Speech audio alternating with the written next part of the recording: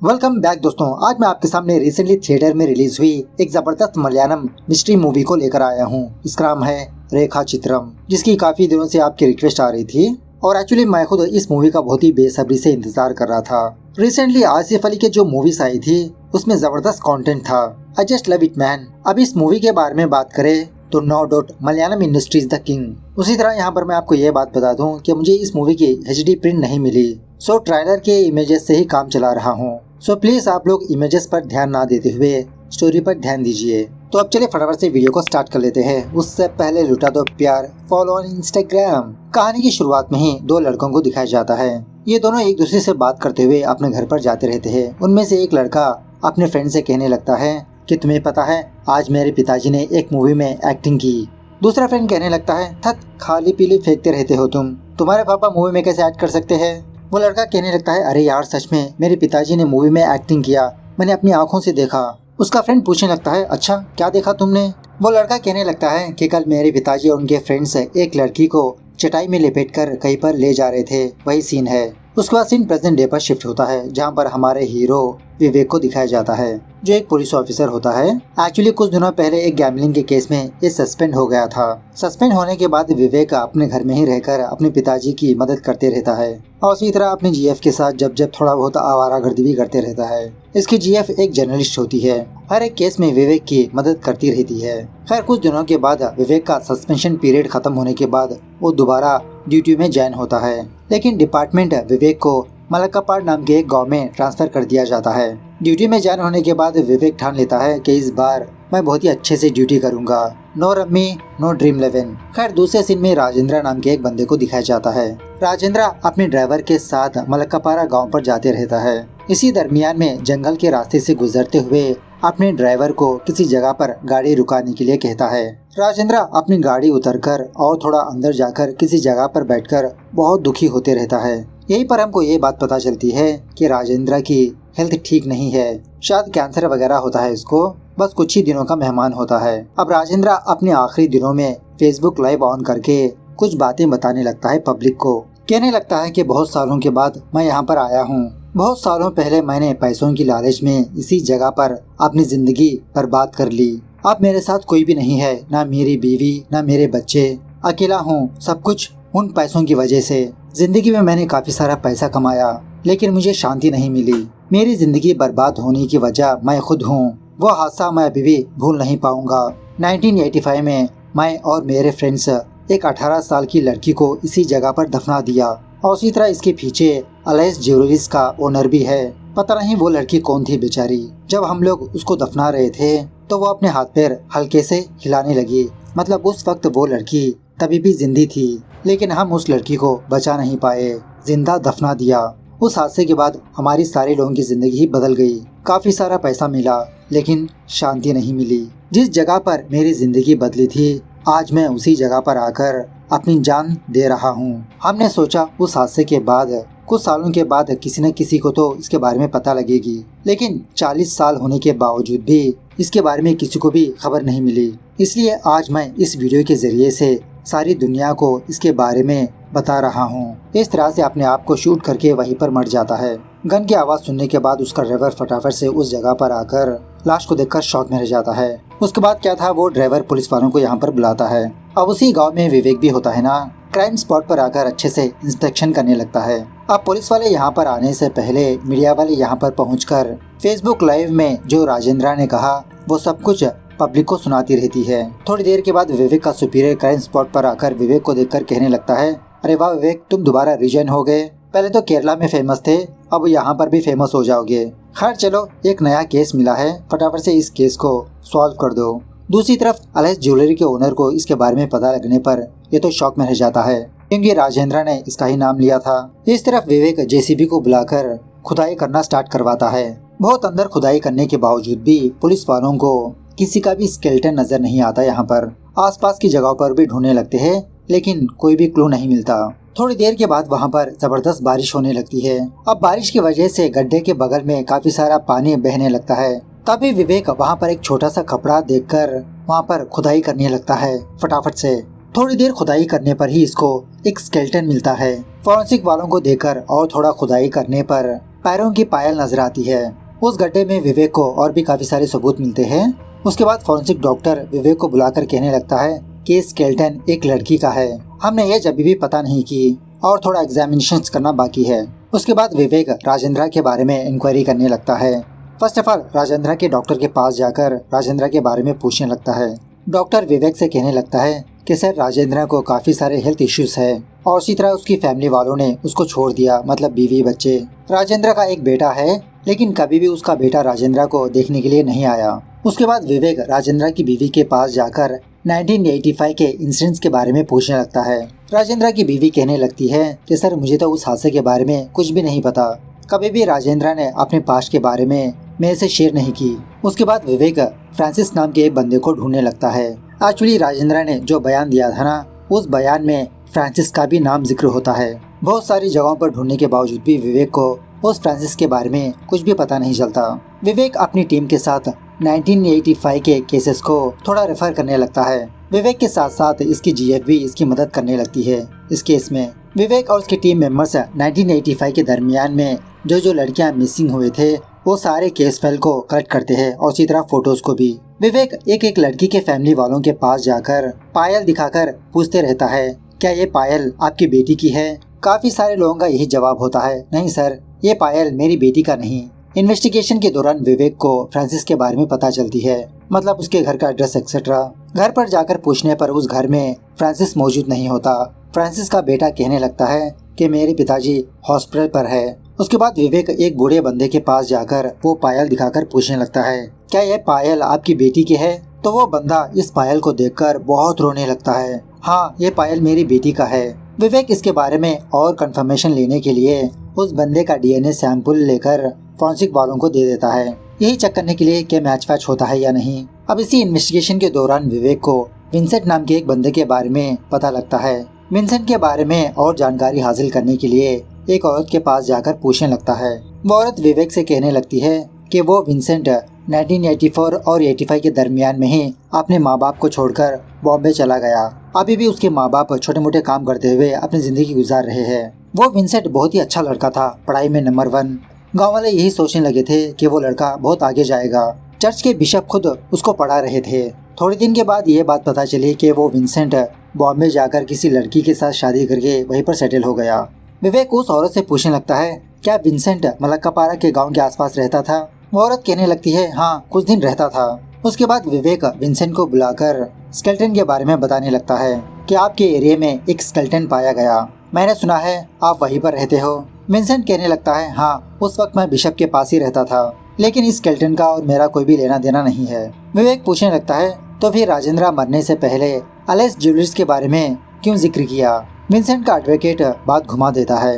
Actually ये Vincent और कोई नहीं एलेस ज्वेलर्स का हेड होता है। इसकी बीवी का नाम ही एलाइस होता है। उसके बाद फॉरेंसिक डॉक्टर विवेक को कॉल करके यहाँ पर बुलाकर एक शॉकिंग बात बताने लगता है कि तुमने जो डीएनए सैंपल्स मंगवाए थे वो इस स्केलेटन से मैच नहीं हुए, मतलब मरी हुई लड़की इस बूढ़े बंदे की बेटी नहीं है। उसी वक्त विवेक को एक और बात पता चलती है कि वो बूढ़ा बंदा मर चुका है। फटाफट से वहाँ पर जाकर उस बूढ़े आदमी के बेटे से बात करने लगता है।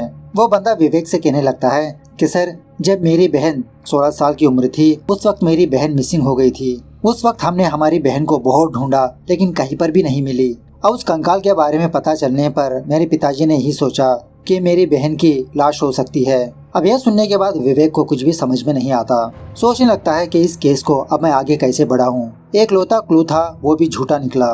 तभी विवेक को एक जबरदस्त आइडिया आता है। इससे पहले विवेक और उसकी टीम मिसिंग लड़कियों के बारे में ढूंढ रहे थे 1985 के दरमियान में। अब 1985 के दरमियान में जो सारे केसेस है उन सारे केसेस को रेफर करने लगता है। तभी विवेक को एक फाइल मिलती है कि 1985 में एक लड़की ने किसी को चीट किया, मतलब एक फ्रॉड का केस होता है वो। और इसी तरह इस एफआईआर में ये भी मेंशन होता है फ्रॉड करने वाली लड़की मिसिंग हो चुकी है और इस एफआईआर को दर्ज करने वाला चंद्रप्पन नाम का एक बंदा होता है। विवेक इस चंद्रप्पन के बारे में जानने की कोशिश करने लगता है तो विवेक को ये बात पता चलती है कि ये चंद्रप्पन फिल्म इंडस्ट्री में काम करता है। विवेक चंद्रू के पास जाकर उसके एफआईआर के बारे में पूछने लगता है। चंद्रप्पन कहने लगता है कि सर 1985 में एक लड़की ने मेरे साथ धोखा किया, मुझे बहुत बड़ी प्रॉब्लम में डालकर भाग गई। वो लड़की एक जूनियर आर्टिस्ट थी। मम्मूटी की मूवी में एक्टिंग करने के लिए उसको ही मैंने हायर किया। जब मूवी के गाने को गा रही थी तो वहाँ पर जबरदस्त बारिश होने लगी, जिसकी वजह से उस दिन की शूटिंग रुक गई। दूसरे दिन वो लड़की शूटिंग स्पॉट पर नहीं आई। डायरेक्टर मुझे बहुत डांटा, इसलिए मैंने पुलिस स्टेशन पर जाकर उस लड़की के खिलाफ एफआईआर दर्ज करवा दी कि उसने मुझे चीट किया। विवेक पूछने लगता है, क्या उस लड़की के बारे में और कुछ जानते हो आप? चंद्रप्पन कहने लगता है, उस लड़की के बारे में मुझे ज्यादा नहीं पता, लेकिन उस लड़की का नाम रेखा था। विवेक पूछने लगता है, क्या आप रेखा के फ्रेंड्स को जानते हो? चंद्रप्पन कहने लगता है, नहीं सर, मुझे नहीं पता, लेकिन उस लड़की का चेहरा अभी भी मुझे याद है। इस तरह से चंद्रप्पन विवेक को कुछ पुराने वीडियोस दिखाने लगता है। उन वीडियोस में रेखा मौजूद होती है, लेकिन शक्ल ढंग से नजर नहीं आती विवेक को। उसके बाद सीन थोड़ा सा फ्लैशबैक में जाने लगता है।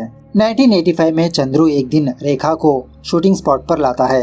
रेखा की बहुत विश होती है कि ये मम्मूटी की मूवी में एक्टिंग करे। उस दिन उस मूवी में रेखा को एक छोटा सा रोल मिलता है, मतलब स्टेज पर आकर नन का ड्रेस पहनकर थोड़ा सा गाना गाना। ये रोल सुनने के बाद रेखा थोड़ा सा डिसअपॉइंट होने लगती है। खैर प्रेजेंट डे पर विवेक उस स्केलेटन का फेस डिजाइन करवाने लगता है। बहुत देर गुजरने के बाद फाइनली स्केच रेडी हो जाता है। वो स्केच सेम टू सेम रेखा के जैसा ही होता है। जब इस स्केच के बारे में विंसेंट को पता चलती है, विंसेंट शॉक में रह जाता है। उसके बाद विवेक राजेंद्र के बारे में और थोड़ा इंक्वायरी करने पर यह बात पता चलती है कि राजेंद्र का फोन किसी बंदे ने खरीद लिया।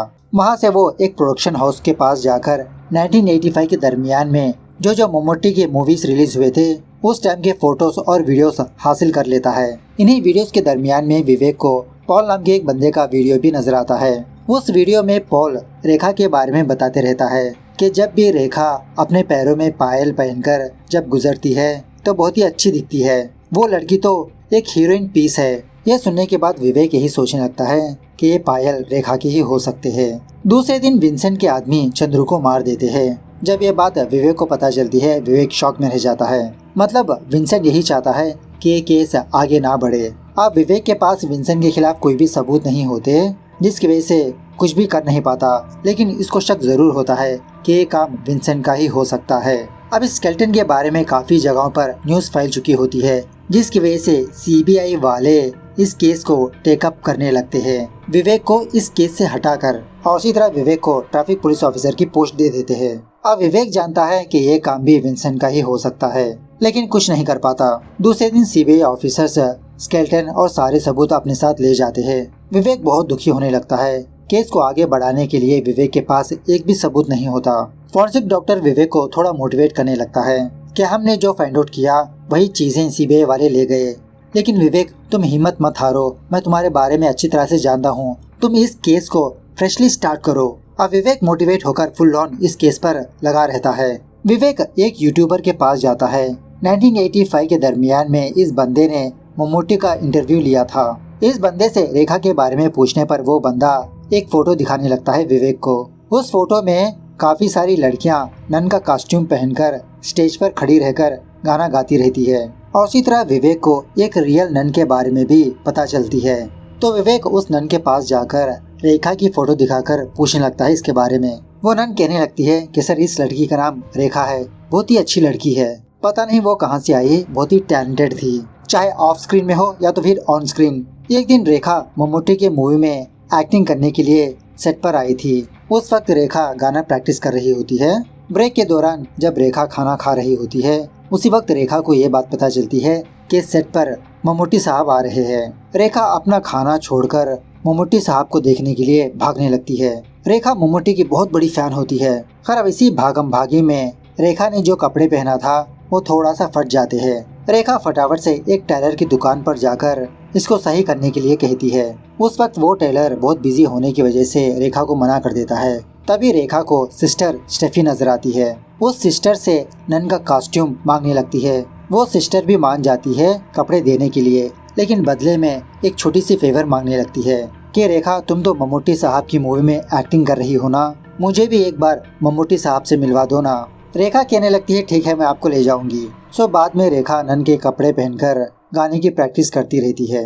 तभी वहाँ का टेलर रेखा को देखकर कहने लगता है देखो बेटा ये कपड़े सेट नहीं होंगे, तुम थोड़ी देर रुको, मैं वो कपड़े सीकर दे दूंगा। उस वक्त रेखा सिस्टर स्टेफी से अपने ख्वाब के बारे में बताने लगती है कि सिस्टर मेरा सपना है कि मैं एक बहुत बड़ी एक्ट्रेस बनूं। स्पेशली मम्मूटी साहब की मूवी में एज ए हीरोइन की तरह एक्टिंग करना मेरा सपना है। सिस्टर कहने लगती है, अरे रेखा, वो मम्मूटी तो तुम्हारे भाई की उम्र का है, हीरोइन की तरह कैसे एक्टिंग करोगी। रेखा कहने लगती है, अरे सिस्टर, बाहर वो मेरे भाई जैसे ही है, लेकिन स्क्रीन पर उनके बगल में एक्टिंग करना है मुझे। मैं हर रोज मम्मूटी को लेटर्स लिखती आ रही हूँ, लेकिन एक बार भी उनके साइड से रिप्लाई नहीं आया। और इसी तरह मैं आपको एक और सच भी बताना चाहती हूँ कि मैं एक जूनियर आर्टिस्ट हूँ। मैं आपको मम्मूटी साहब के पास नहीं ले जा सकती, बस कपड़े लेने के लिए मैंने आपसे झूठ कहा। सिस्टर भी कहने लगती है, ठीक है, हम दोनों एक साथ मम्मूटी साहब को देखेंगे। इस तरह से ये दोनों एक साथ मम्मूटी को देखकर बहुत खुश होने लगते हैं। उसके बाद शूटिंग स्टार्ट होने के बाद जब सारी लड़कियां गाना गा रही होती है तो तभी जबरदस्त बारिश होने की वजह से गाना स्टॉप हो जाता है। अब उसी रात वो सिस्टर स्टेफी रेखा को अपने साथ अपने कॉन्वेंट पर ले जाती है। यहाँ आने के बाद रेखा सारी लड़कियों से घुल मिल जाती है। उसी कॉन्वेंट में पुष्पम नाम की एक लड़की भी काम करती रहती है। पुष्पम डिनर में मीट बनाने पर सारे लोग खाने लगते हैं, लेकिन रेखा मीट को नहीं खाती। अपना डिनर खत्म करने के बाद सारे नन्स अपने अपने कमरे में जाकर सो जाते हैं। सुबह होने के बाद इन कॉन्वेंट वालों को एक शॉकिंग बात पता चलती है, वो ये कि इनके कॉन्वेंट में चोरी हो गई। इन लोगों ने पाई पाई जमा करके रखा था और सारे के सारे पैसे किसी ने चुरा लिया। वहाँ की एक बड़ी नन आकर सारे लोगों से इंक्वायरी करती रहती है। एक्चुअली इन पैसों से एक बहुत बड़ी हॉस्टल बनवाना चाहते थे। पूछताछ के दौरान उस नन को ये बात पता चलती है कि कल रात इनके कॉन्वेंट में एक नई लड़की आई, वही रेखा। उस रेखा पर शक करने लगते हैं। शॉकिंगली रेखा कहीं पर भी नजर नहीं आती। अब इस कॉन्वेंट वाले रेखा के खिलाफ कंप्लेंट नहीं देते, क्योंकि अगर ये चोरी की बात बाहर पड़ेगी तो दूसरे लोग इनको डोनेशंस नहीं देंगे। सो इस तरह से ये सारी कहानी वो नन विवेक को बताती रहती है। विवेक पूछने लगता है कि इस केस के बारे में और कुछ जानते हो आप। वो नन कहने लगती है, हाँ, उस वक्त तंगम्मा नाम की एक औरत काम किया करती थी। अब वो इस दुनिया में नहीं है, लेकिन उसका बेटा यहीं पर है। इस तरह से विवेक को उस तंगम्मा का घर का एड्रेस देने लगती है। इसी इन्वेस्टिगेशन के दौरान विवेक को ये बात पता चलती है कि एक बंदा राजेंद्र को ब्लैकमेल कर रहा था। विवेक उस बंदे के बारे में पता करके बहुत मार पीट कर पूछने लगता है कि तुम्हारा और राजेंद्र का क्या कनेक्शन है। वो बंदा विवेक को एक सच बताने लगता है। कहने लगता है कि सर, हमको एक सच पता है। उस सच को छुपाने के लिए राजेंद्र ने हमें कुछ पैसे दिया। बचपन में मैंने एक चीज देखी, मेरे पिताजी और राजेंद्र अंकल एक लड़की को दफना दिया था। वो सारी चीजें मूवी का हिस्सा है, ऐसा मैंने सोचा। मूवी रिलीज होने के बाद मैं वही सीन का इंतजार कर रहा था, मतलब वही लड़की को दफनाने का सीन। लेकिन मूवी खत्म होने के बाद भी मुझे वो सीन नजर नहीं आया। तभी मुझे ये बात पता चली कि वो मूवी की शूटिंग नहीं बल्कि हकीकत थी। उस लड़की को दफनाने के बाद राजेंद्र बहुत पैसे लेकर वहाँ से चला गया, लेकिन मेरे पिताजी को कुछ भी नहीं दिया। इसलिए मैंने मेरे पिताजी के जरिए से असली सच पता करके राजेंद्र को ब्लैकमेल करने लगा। राजेंद्र हमें पैसे दिया करता था, बाद में उसकी मौत हो गई, वही आत्महत्या कर लिया उसने। राजेंद्र ने अपने कन्फेशन में मेरे पिताजी का नाम नहीं लिया, क्योंकि शायद मेरे पिताजी मर चुके हैं ना, इसीलिए। सच जानने के बाद विवेक अपने हायर ऑफिसर को सारी बात बताकर आगे की इन्वेस्टिगेशन करने के लिए परमिशन मांगने लगता है। उसके बाद विवेक उस एड्रेस पर जाने लगता है, वही स्टेफी ने दिया था ना, वो नन। तो वहाँ पर एक बंदा मरा पड़ा होता है। विवेक समझ जाता है कि शायद ये काम भी विंसेंट का ही हो सकता है। विवेक दोबारा इस जगह पर आकर स्टक हो जाता है। समझ में नहीं आता कि केस को कैसे आगे बढ़ाए। दोबारा पुराने फोटोग्राफ्स को देखते रहता है। इन फोटोज में फ्रांसिस नजर आता है इसको। विवेक फटाफट से फ्रांसिस के पास जाकर पूछने लगता है, क्या तुम उस दिन शूटिंग के दरमियान में थे? पहले तो फ्रांसिस मना करने लगता है कि वो फोटो में मैं नहीं हूँ, लेकिन विवेक इसको हल्के से डराने धमकाने लगता है। मतलब उस किलर ने अब तक 2 लोगों को मार दिया, अगर तुमने सच नहीं बताया तो वो तुम्हें भी मार देगा। तो फ्रांसिस विवेक को जो हुआ वो बताने लगता है। सीन थोड़ा सा फ्लैशबैक में जाने लगता है। 1985 के दरमियान में पुष्पम विंसेंट को देखकर लाइक करने लगती है। अब विंसेंट बिशप के साथ रहते हुए सारे कामकाज करते रहता है ना, और वही बिशप विंसेंट को पढ़ाते रहता है। एक दिन पुष्पम ये देखती है कि विंसेंट डोनेशन के पैसे चुरा रहा है। पुष्पम का मुंह बंद करने के लिए विंसेंट उसको भी थोड़े पैसे देता है। सो उस दिन से इन दोनों के बीच चोरी की बॉन्डिंग हो जाती है। मतलब एक दूसरे को लाइक करते, एक ही साथ पैसे चुराते। एक दिन विंसेंट पुष्पम से कहने लगता है कि अब तो मेरी स्टडीज खत्म हो चुकी है, मैं एक अच्छा सा बिजनेस स्टार्ट करना चाहता हूँ, अब बिजनेस के लिए पैसे चाहिए ना। पुष्पम कहने लगती है, ठीक है, इसमें मैं तुम्हारी मदद करूंगी, लेकिन मुझे भी थोड़ा हिस्सा चाहिए। ये दोनों छोटी मोटी चोरियां करते समय इन दोनों के साथ एक और बंदा भी शामिल हो जाता है। एक दिन पुष्पम लॉकर में बहुत सारे पैसे देखकर विंसेंट को बताने लगती है। तो ये तीनों डुप्लीकेट की बनाकर वो सारे पैसे चुराने का प्लान बनाने लगते हैं। अब पुष्पम वहीं पर काम करती रहती है ना। डिनर के समय उनके डिनर में बेहोशी की दवा मिला देती है। उसी रात वो डिनर रेखा नहीं खाती। सारे लोग सो जाने के बाद ये तीनों उन पैसों को चुरा लेते हैं। रात के समय जब रेखा अपनी नींद से जागती है तो इसको पुष्पम नजर आती है। सो इनकी चोरी पकड़ी ना जाए इसीलिए पुष्पम रेखा को मार देती है। अब ये देखकर विंसेंट शॉक में रह जाता है। उसी वक्त वहाँ पर राजेंद्र और फ्रांसिस आते हैं। लाश को देखकर जब ये दोनों डरकर वहाँ से भाग रहे होते हैं तो विंसेंट इन दोनों को रोककर पैसों की लालच देते हुए रेखा की लाश को किसी जगह पर दफनाने के लिए कहता है। सो ये लोग रेखा की लाश को दफनाने के लिए ले जाते हैं। तो दफनाने से पहले रेखा अभी भी जिंदी होती है, लेकिन बचाते नहीं, जिंदा दफनाकर अपने अपने रास्ते निकल लेते हैं। अब पुष्पम के ऊपर शक ना हो इसीलिए 3 या 4 महीने उसी कॉन्वेंट में काम करती रहती है। उसके बाद विंसेंट के साथ शादी करके ये दोनों यहाँ से फुर हो जाते हैं। यहीं पर हमको ये बात पता चलती है कि पुष्पम और कोई नहीं एलिस होती है। मतलब पुष्पम ने अपना नाम बदलकर एलिस रख लिया और इन दोनों ने एक बहुत बड़ा ज्वेलरी का बिजनेस स्टार्ट कर लिया। फ्रांसिस ये सारी चीजें विवेक को बोलकर बहुत दुखी होने लगता है। सच जानने के बाद विवेक पुष्पम को एक बुके भेजता है। बुके के ऊपर इसका पुराना नाम लिखा होता है पुष्पम। पुष्पम और विंसेंट इस चीज को देखकर शॉक में रह जाते हैं। समझ जाते हैं कि इनका सच विवेक को पता लग चुका है। उसके बाद विवेक एसपी के पास जाकर सारी कहानी सुनाने लगता है कि सर एलिस और कोई नहीं पुष्पम है और इसी तरह पास्ट में पुष्पम ने एक डिजाइन को ड्रॉ किया था। अब वही डिजाइन एलिस ज्वेलरीज का लोगो है, उसके खिलाफ यही सबूत है सर। इस तरफ एलिस विंसेंट से कहने लगती है कि उस पुलिस वाले ने हमारे बारे में पता लगा लिया है, उसे मार दो। जब विवेक अपनी गाड़ी के जरिए से घर जा रहा होता है तो एक लॉरी इसको ठोक देती है। लकीली विवेक नहीं मरता, इसको फटाफट से हॉस्पिटल पहुंचाते हैं। ठीक होने के बाद विवेक फिल्म एक्टर जगदीश के पास जाता है। वो जगदीश रेखा के बारे में कुछ चीजें बताने लगता है। सर एक्चुअली रेखा काफी सारी बार मम्मूटी साहब को लेटर्स लिखा करती थी। उन लेटर्स में रेखा अपना नाम नहीं मेंशन किया, बस अम्मा कुट्टी लिखा करती थी। रेखा की लेटर्स की वजह से ही मैंने उसके ऊपर एक मूवी भी बनाई। एक मूवी रिलीज होने के बाद वो मम्मूटी साहब का ऑटोग्राफ मांगने लगी थी लेटर्स में ही। एक लेटर में उसने ये भी मेंशन किया कि वो अपने घर को छोड़कर फिल्म इंडस्ट्री में आना चाहती है। मैंने उसको समझाया कैसे पागलों वाली हरकतें मत करो, अच्छे से पढ़ाई करके सेटल हो जाओ। उसके बाद रेखा की साइड से कोई भी लेटर नहीं आया मुझे। विवेक पूछने लगता है कि फर्म एड्रेस कहाँ का था। जगदीश कहने लगता है कि शायद रेखा कन्याकुमारी की थी। सो विवेक कन्याकुमारी जाकर रेखा की बहन से मुलाकात करने लगता है।